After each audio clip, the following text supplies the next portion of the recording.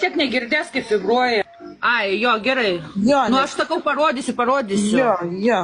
O tai už dabar kiek tu nori nusitvarkysiu greitai, parduot? tiek beliko tenais. Už kiek tu nori jį parduoti, kokia pradinė kaina? Tai darom tada tą konkurenciją. Kadangi iš konteinerio, nu, aš galvoju, gal kokie 15 eurų, nes šiaip naujas daug kainuoja, žinokit. Jo, klausyk, Naša, kažkaip čia reikia daryti konkursą.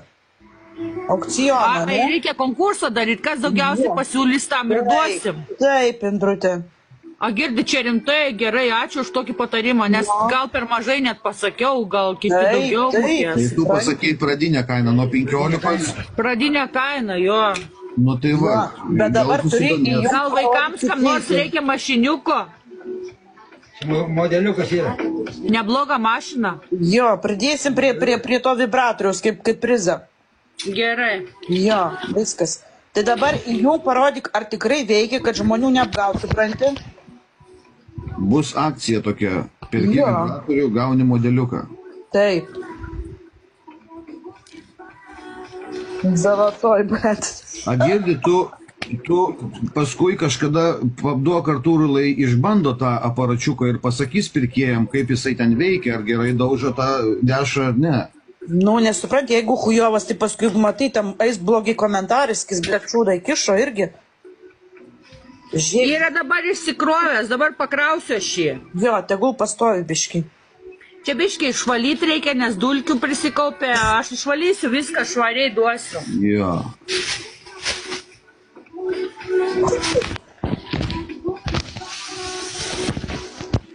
Artūrai, o tu nebandėjai to aparačiuko?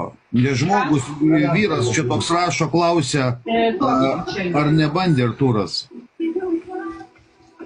Įsidėsiu į savo kuprinę. Gerai, aš tą vibratorių ir parduosiu. O už kiek parduosi? O kiek tu duosi? Nu, aš duosiu tiek, kiek parduosi. Aš nepirkau, aš nežinau kainos, siūly kainą pasakysiu. O kas jį naudoja, man pirmiausia įdomu, supranti? Ne, Artūras naudojasi, tik dabar bandė įkišti, jungė, bet neįlindo tai... Ką jis įkišo ten? Nu ką įkišo, penį įkišo. O čia irgi konteineriai rado, dar kur? Jo. Matai... Irgi kažkam per mažas buvo, nu, pabandė, nesigavo. O klausyk, kaip tam Artūrui buvo, jo dydžio ar per mažas? Per mažas, mažesnio dydžio reikia, nes Artūro yra šiek tiek didesnis už standartinį. Nu, pasišlapė. O tai kiek tas... Nu, parodyk, kokią dydžio maždaug. Nu, aš netikrinau. Pirmiausia, jeigu tokio ilgio, žinai, tai gal ir gerai. O Artūro yra tokio ilgio. Tai klausyk, gal tą vibratorių iš tikrųjų į burną, iš vis ten reikia kišti, supranti, jisai ne ten. Aš nežinau, aš tik tai spėju, žinai, nes pažiūrėjau pagal dydį.